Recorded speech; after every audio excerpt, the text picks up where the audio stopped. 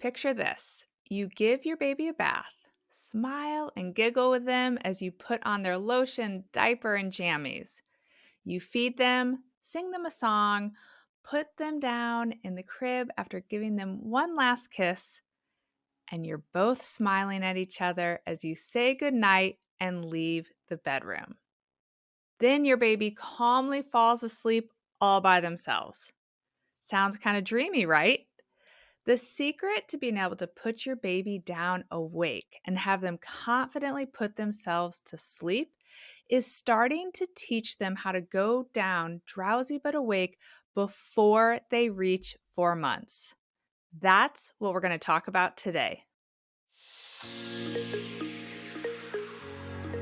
Hi, I'm Allison Egidi, a pediatric sleep and wellness coach and a mom of two. I love to help parents find solutions. This is How Long Till Bedtime.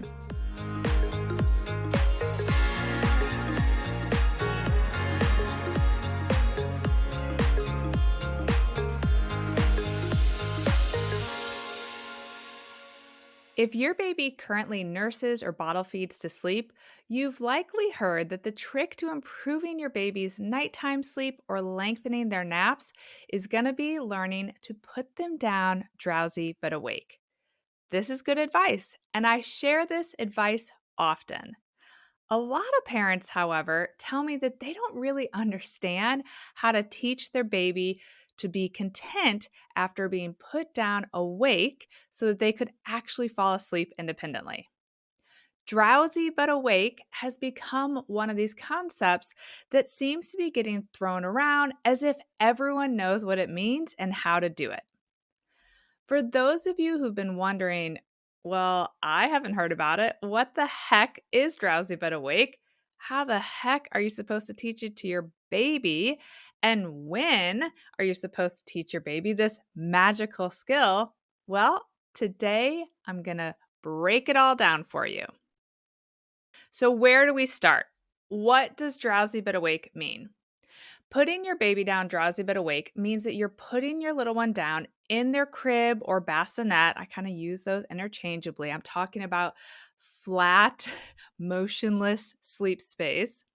You're putting them down in their crib at a very relaxed state, but they are still awake and decently alert. You want them to definitely be aware that you're putting them down in the crib. So why is it so important that your baby learn to go down drowsy but awake? The key here is the awake part. As your baby matures and you're aiming for that full night of sleep, I'm talking 11 to 12 hours of sleep, and consistent naps that are an hour plus, it's going to be really important that your little one knows where they are when they fall asleep.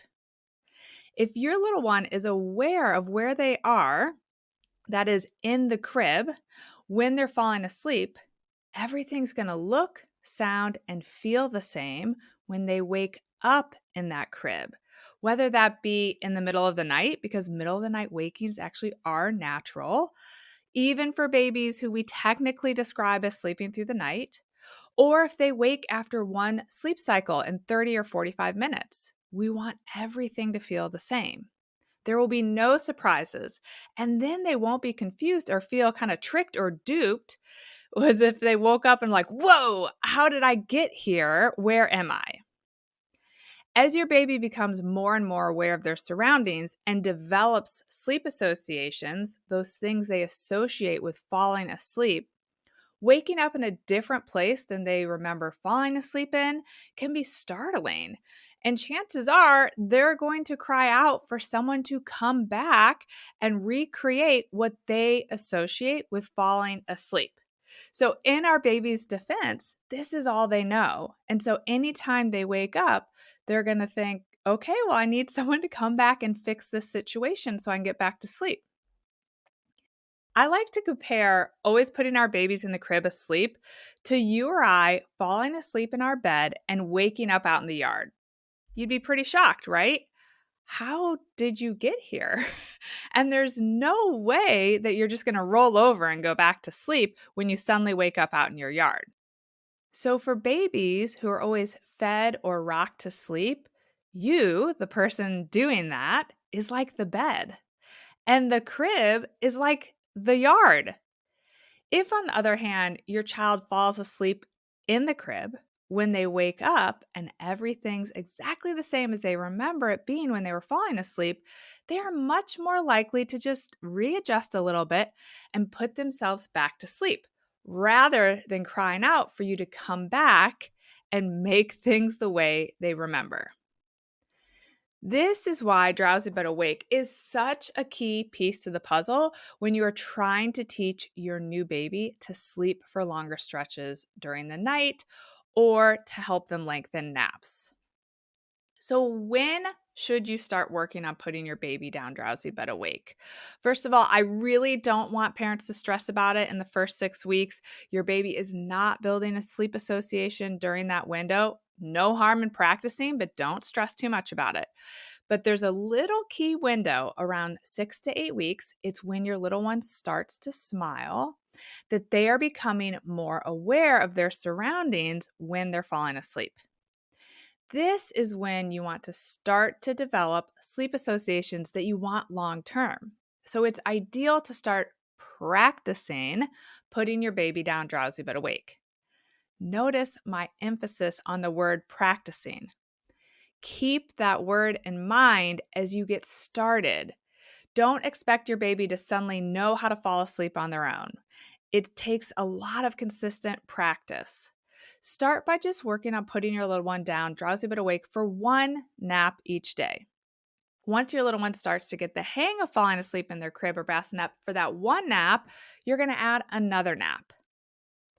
The goal would be to put your little one down awake and have them fall asleep in their crib at least 2 times a day as they approach 12 weeks. And then ideally by 4 months, you're able to put them down awake for all of their naps and at bedtime. So the magic window for teaching a baby to fall asleep after being put down awake without ever having to leave them to cry is kind of in that 6 week to 4 month window when they're developing these sleep associations. So, what might an early attempt at drowsy but awake look like? Before the sleep period where you're going to work on this, you should do a short soothing routine that you've chosen. Fresh diaper, swaddle, song. Doesn't need to be overly complicated. Then you'll rock or bounce your baby in a dark room, the dark room that they will be sleeping in, until you feel your baby's body relax or start to cozy in. You'll want to be looking for eyelids that are getting heavy and slow blinking. Those are good signs that your baby is drowsy. That's when you want to put them down because that's when they're feeling the pull to sleep, but they're still awake. Once you put them down, you can put your hand on their chest while they're in the crib and gently kind of rock them. It's totally fine to assist them, pacifier, rocking, whatever it may be when you're getting started, because the initial goal is just for them to fall asleep in the crib rather than in your arms or during a feeding. So even if you need to help them, that's okay. If your baby gets upset, you can, of course, pick them up, calm them back down, and try it again. If your baby's new to this, I recommend trying 2 or 3 times for that nap, and then go ahead. If it's not going well, pull that plug and help your baby get to sleep in a way that they are accustomed to so that they don't get overtired. Because remember, this is about practice, not perfection. If your baby starts to cry the second they touch the mattress, I got a little trick here. I want you to try a shorter wake window. But then, even if it's not going well, just keep practicing each day. It's not going to be a light switch for most babies. Some babies it will be, but for most, it's going to be a slow, gradual process. And it's just about continuing to offer them the opportunity to go down in this more independent fashion and finding that sweet spot for how drowsy they need to be to go down easily. And what is that correct wake window before that nap. All right, I hope this helps you as you're thinking about starting to put your baby down, drowsy but awake. Remember that we're looking for that sweet spot of starting hopefully when they're 6 to 8 weeks old, once they start smiling. But please know, if you are listening and you have already missed this window, it is never too late to start. I work with babies who are between 12 and 16 weeks all the time who have never been put down awake, and we're able to make a tremendous amount of progress in that window. So if you're listening and thinking, oh my gosh, my baby's been smiling for weeks, please don't distress.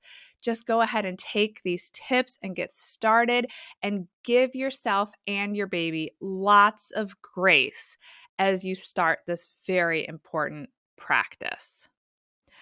Okay, I would love to hear if you get started and you're having success putting your baby down drowsy but awake. Shoot me a DM on Instagram at Sleep and Wellness Coach. And if you have a baby who's 12 weeks or younger and you'd love to teach them to go down awake, sleep through the night, and crush those naps without needing to formally sleep train, and you want some additional support from me, check out my Have Baby Need Sleep program. In that program, I walk you through how to teach your baby to confidently sleep independently, week by week by week, all the way through 4 months. Plus, I offer weekly support that allows me to troubleshoot with you as you're teaching your baby these new skills, all the way until your baby is 20 weeks. You can find more info at www.allisonegidi.com/SWC-HBNS. And of course, we'll link to that in the show notes as well. I hope you'll come back next week to hear my conversation with a pediatric physical therapist. We're going to talk all about rolling and other important first-year milestones.